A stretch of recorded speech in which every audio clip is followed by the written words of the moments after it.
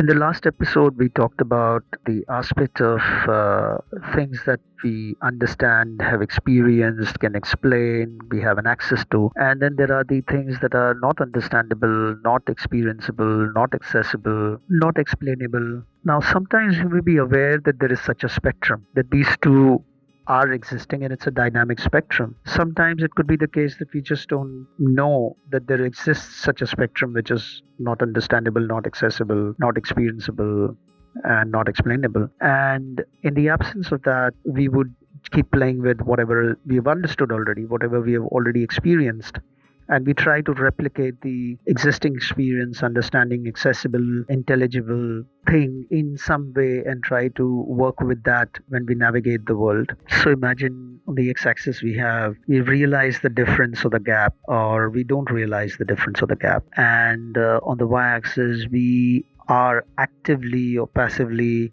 looking for filling the gap in some way. And then sometimes we keep coming across, once we pursue this or don't pursue this, our social media feeds, our mainstream media feeds, our interactions with the others in the in group or the out group, it throws upon certain new explanations, certain new insights, certain new experiences. And we're trying to integrate that with our existing paradigms. But these integrations could happen in weirdly nuanced, not so nuanced way. For example, sometimes if it's coming from the person that we've been following, and the person has suddenly changed the belief, or changed a party, changed a position, because we have allegiances to the person, we do not look at the contents of what is being changed and why it is being changed. We rather integrate it because somebody else is integrating it.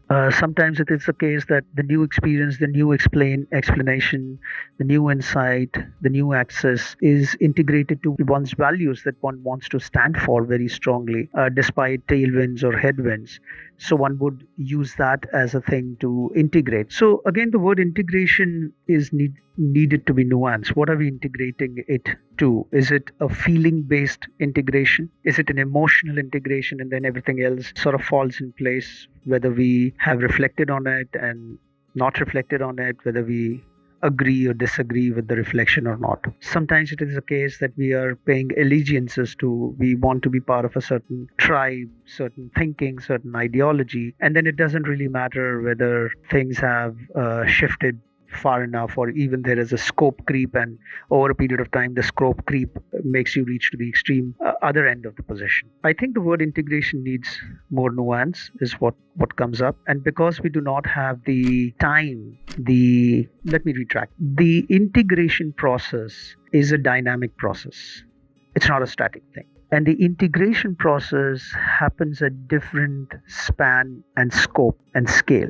It has elements of the quality of awareness, it has elements of metacognition, meta emotion, meta speech, and meta action, meta sense making. And it takes time, it takes discipline, it takes practice over a period of time. When you start observing, when you have a self awareness based move or the meta move in the world and in your interactions with yourself and the other, you start seeing the emergence of the various parts that you've been holding for all this long, how they relate to each other, how they are in conflict with each other, or how the new is being embraced or reacted to. And it takes a long journey to actualize, because one could have realizations, but to actualize would require another different kind of practice. And aspects of confirmation biases also come in over here if one is not reflective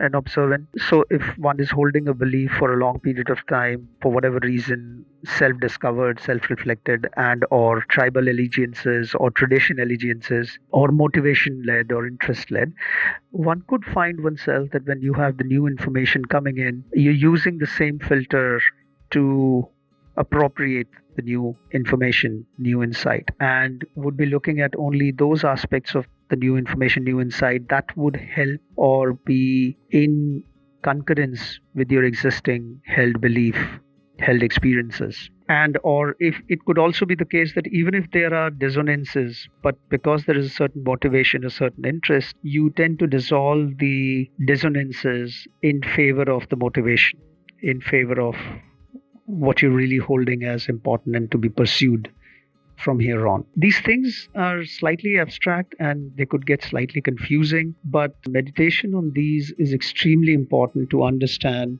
else, it could lead us into traps where we would not be aware of a slightly more deeper why of what we are doing and how we are doing when we are doing over a period of time.